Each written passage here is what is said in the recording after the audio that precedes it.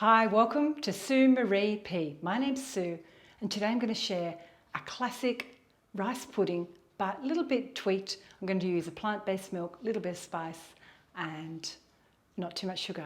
I've been craving rice pudding because I haven't been feeling that well, had a little bit of a cold, and I thought, how can I make a new version of what my mum used to make for me? So I've created this new non-dairy rice pudding. So if you'd like to see how I make my non-dairy rice pudding, come with me and let's see. So the first step is I'm over at the stovetop, and in this large pot I've got some water boiling and there's 1.5 cups. I'm going to make this rice pudding for 2, so I'm just going to use half a cup of rice.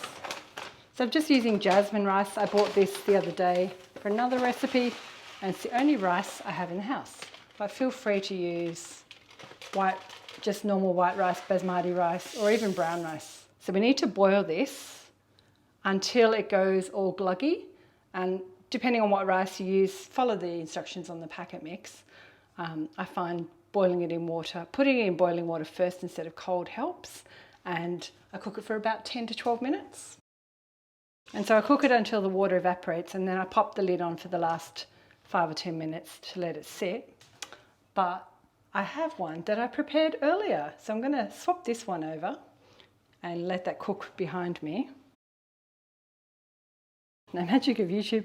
I have this sticky rice that I've already prepared. So I cooked this before I started filming. So it's a little bit gluggy and sticky, which is perfect. That's what we want. You can use leftover rice that you've had from the day before. So in there, I'm going to add my oat milk. So I'm going to use a cup of oat milk. Apologies for my husky voice. That's leftovers of my cold. So 1 cup of oat milk. Use your favourite milk. If non-dairy is not important, just use regular milk. So 1 cup. And in here, because I like spice, I'm going to add 1/4 teaspoon of vanilla powder. In Sweden, they don't have vanilla extract or vanilla essence, so that's all I've got. But you can swap that out for vanilla essence. And there's 1/2 teaspoon of cinnamon and 1/4 teaspoon of ground cardamom. Because we're in Sweden, cardamon's the thing to eat, and I love cardamom. And when I made this, it reminded me of a chai tea. For a tiny bit of sweetness, we're going to add 3 tablespoons of sugar.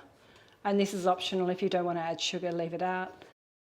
If you want to add less sugar, that's fine. If you want to put maple syrup or honey in, feel free to add that. So we just simmer this, bring it to a gentle boil for about 10 minutes. I don't know if you can see over there, the other rice is bubbling away. What I should have said, when you're cooking your rice, make sure you stir it so it doesn't stick to the bottom, because we're trying to evaporate all the water. It will get a little bit sticky. And once you notice a lot of the water gone, you can either add a touch more water, which I'll do a little bit more. There's about 1/4 cup more. Still have another 5 minutes or so in our timer. And this is the pudding with all the spice and sugar. Just stir that as well so it doesn't stick on the bottom. I walked away and forgot to stir it. Because it's bubbling away now, I'm going to just drop the temperature down to a simmer for the last 4 minutes or so. And most of my water is evaporated on this cooking rice over here, so I'm going to turn that off.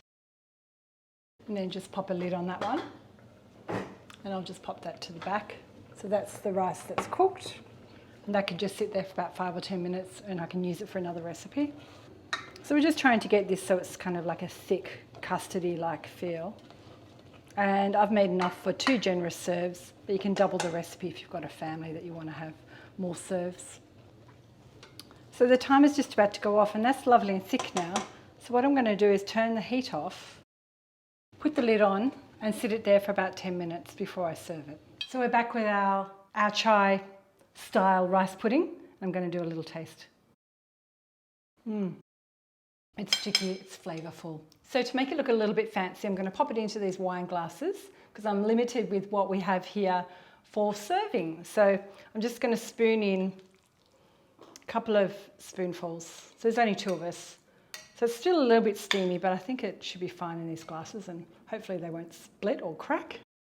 You can pop it into little bowls or even glasses, if you like, glass jars, and pop it in the fridge overnight. I love rice pudding for breakfast, and I haven't had much of an appetite lately because I've had a cough and a cold. So I was feeling like some kind of homemade, home-style comfort food, like what my mum used to make. And rice pudding is always kind of that style of food for me. I don't really like store-bought rice pudding. It's always far too sweet. And I don't like rice pudding made with milk or cream or eggs or anything. So on top I'm going to add a few little pine nuts that I had here that I toasted. I love adding, just throwing them all over the floor. I love adding nuts and seeds to so many things. And I bought some fresh raspberries. So I'm just going to pop some fresh raspberries on top. And then you can serve it with some more. So this will be ready for our breakfast tomorrow. So I hope you've enjoyed my first video for May from our new temporary apartment in Gothenburg, Sweden. Homemade, Swedish-inspired rice pudding, non-dairy, and it'll be ready for our breakfast tomorrow. Oh, stick around, I'll pop a few other recipes that I've made before from Sweden. Thanks for watching, and I'll see you next time. Bye. Hopefully I'll have a better voice then. See ya.